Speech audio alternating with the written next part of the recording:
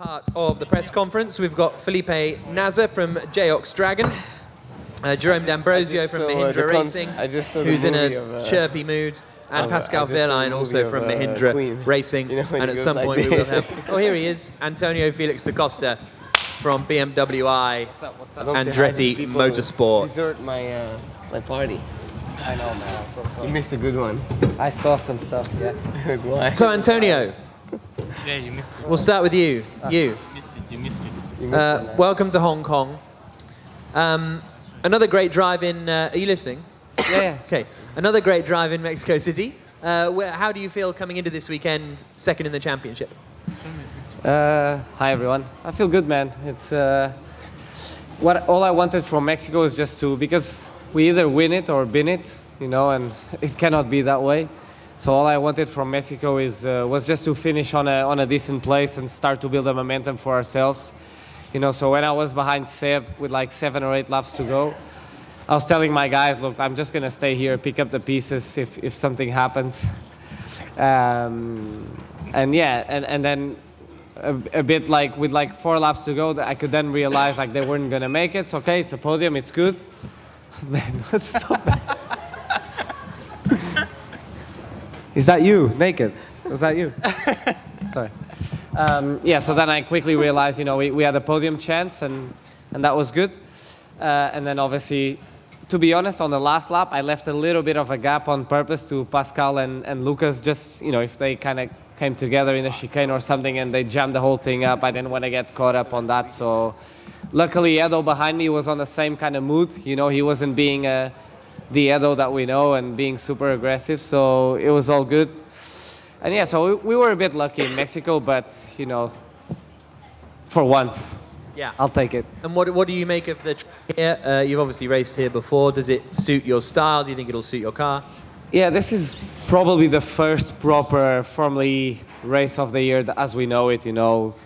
Very proper street track, like 5 or 6 different types of tarmac along the track, a lot of painted white lines. Adding to that, it's also wet, so it's probably going to be one of the most challenging days in Formula E over the last five seasons.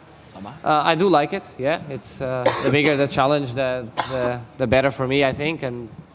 But you know, let's see. It's going to be a tough day tomorrow, but it's going to be fun. Cool. Best of luck. Felipe, turning to you, how would you rate your weekend in Mexico City? Obviously, a spin early on didn't help after some contact, but overall, how are you feeling?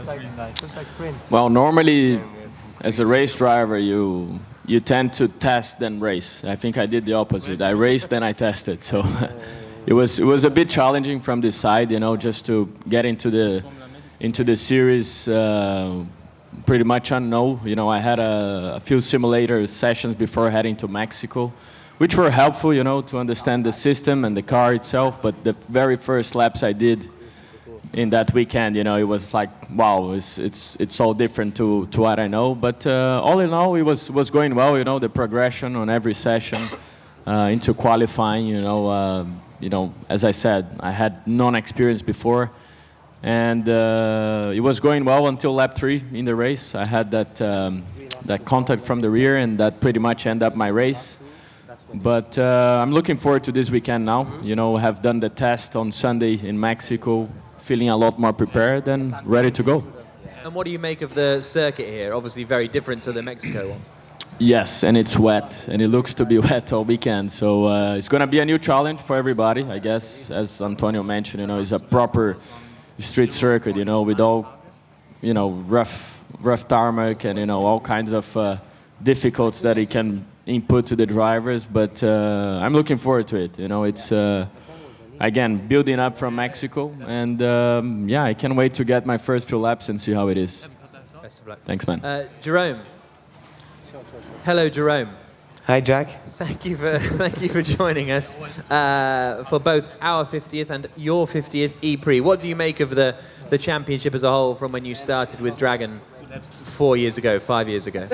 Well, it's we started not that far away from here in Beijing, and I think the championship definitely has grown so much in 5 years. It has changed a lot. The core spirit of the championship hasn't changed, but obviously with so many manufacturers, it's grown so much. we showed up in Beijing, you know, haven't done a start, not knowing what was going to happen. You know, we still did a warm-up lap in Beijing until we realized that everyone was going to take 4 minutes a warm-up lap. So we've come a long way, and it's amazing. I've been there for every single E-Prix, and I hope I'll be there for the next 50.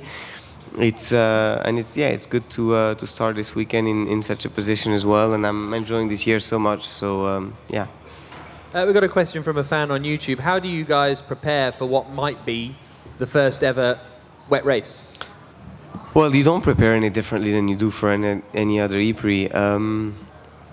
Obviously, there's a question, you know, with the rain, or we're going to manage qualifying, but we've already had qualifying with the energy a little bit. But we actually we've prepared for these already before, just never happened. We just have to wait. It's going to be a challenging one, like Antonio said, probably the most challenging weekend we've had so far in Formula E. And we'll have to make sure that we stay on top of it. But, you know, not much more you can do really than what we normally do. And at the start of the race in Mexico, did you believe you had a chance of leading the championship at the end of that race? To be honest, I'm not thinking about the championship.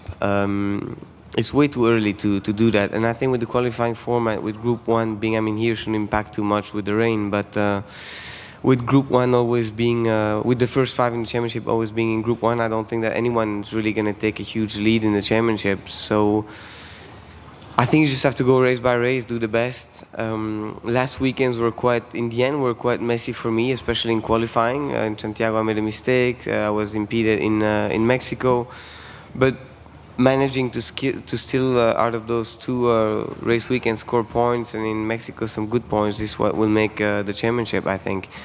But just get the maximum out of each E-Prix, and then we'll see where we are in New York. Cool. Best of luck. Pascal, turning to you finally.